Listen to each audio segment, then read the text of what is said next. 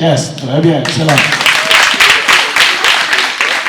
L'école Matar Djemé a abrité ce mardi 30 juin 2026 dans une ambiance de fête la finale du tournoi Génie en herbe édition 2026 organisé par SOS Village d'enfants. L'événement qui a regroupé élèves, enseignants et parents d'élèves dans le cadre du programme de renforcement de la famille a été pour les parties prenantes une occasion privilégiée de rappeler l'importance de l'activité. Venu représenter l'inspecteur d'académie, M. Mohamed Hassan Sané s'est réjoui de l'organisation du tournoi, remercier les initiateurs et magnifier le niveau de compétitivité des élèves. D'abord, permettez-moi de remercier donc les initiateurs de ce tournoi-là, SOS, remercier aussi les autres partenaires au développement, mais surtout à ceux-là qui s'activent autour des enfants.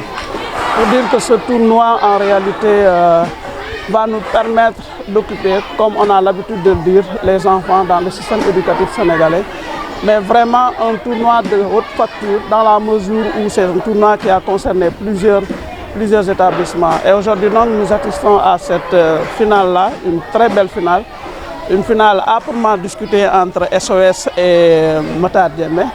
Mais il faut dire en tout cas que le mérite est là, le niveau est là, et vraiment encourager ceux-là qui ont perdu. M. Sané n'a pas manqué de lancer un appel à la mobilisation des parents et acteurs éducatifs à continuer à encadrer les élèves dans diverses activités en cette période de vacances. Alors, à l'issue de cette finale-là aussi, vraiment mobiliser davantage les parents d'élèves, les acteurs en tout cas de l'éducation, pour leur dire que nous sommes juste en fin d'année, certes d'année scolaire, mais aussi un début d'apprentissage pour certains élèves. M. Sané n'a pas passé sous silence la montée en puissance de l'intelligence artificielle qui s'impose de plus en plus dans le système éducatif, mais qui, selon lui, doit être utilisée de façon modérée et raisonnable par les apprenants. L'intelligence artificielle ne vient pas concurrencer les élèves. En réalité, ce qu'il faut, c'est que c'est un outil d'apprentissage qu'il ne faut malheureusement pas abuser. Et nous sommes au regret de constater qu'il y a quelques études qui ont été faites par la COSIDEP, par exemple, qui a montré que les enfants utilisent beaucoup plus l'intelligence artificielle, mais de façon, j'allais même dire, désastreuse. Au lieu qu'on les occupe dans les enseignements apprentissages, on les occupe à autre chose.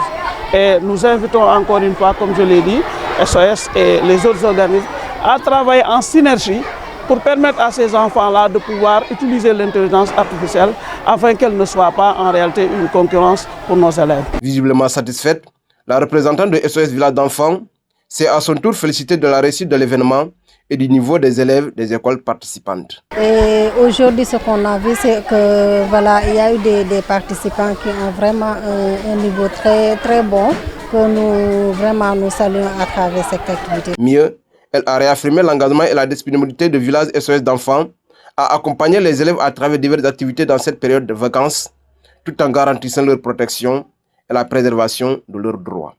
SOS Village d'enfants, comme l'a dit le représentant de l'inspection d'académie, SOS Village d'enfants œuvre dans la protection de l'enfant. Qui dit protection de l'enfant dit garantir les droits de l'enfant. Donc, puisque nous œuvrons de jour comme de nuit dans la protection de l'enfant, nous faisons de telle sorte que les enfants ne soient pas dans des situations qui peuvent les mettre en danger. Donc de ce fait, nous avons déjà mis en place au niveau de Kandialan Est comme Kandialan Ouest des clubs d'enfants. Ces clubs d'enfants-là ont leur plan d'activité annuel. Et dans ces plans d'activité annuels, durant les vacances, ils mènent des activités qui leur permettent de s'occuper, qui leur permettent pas en tout cas d'avoir des temps pour divaguer ou bien qui peuvent les exposer à des choses qui peuvent les mettre en danger. Donc durant les vacances, ils ont beaucoup d'activités, des activités de reboisement, des activités d'assainissement, des activités socio-éducatives, mais aussi ils ont aussi prévu des tournois de ce genre de football pour masculin comme féminin. Abondant dans le même sens, le représentant des parents d'élèves a extériorisé sa satisfaction en ces termes. D'abord, je vais féliciter l'SOS qui a initié ce programme.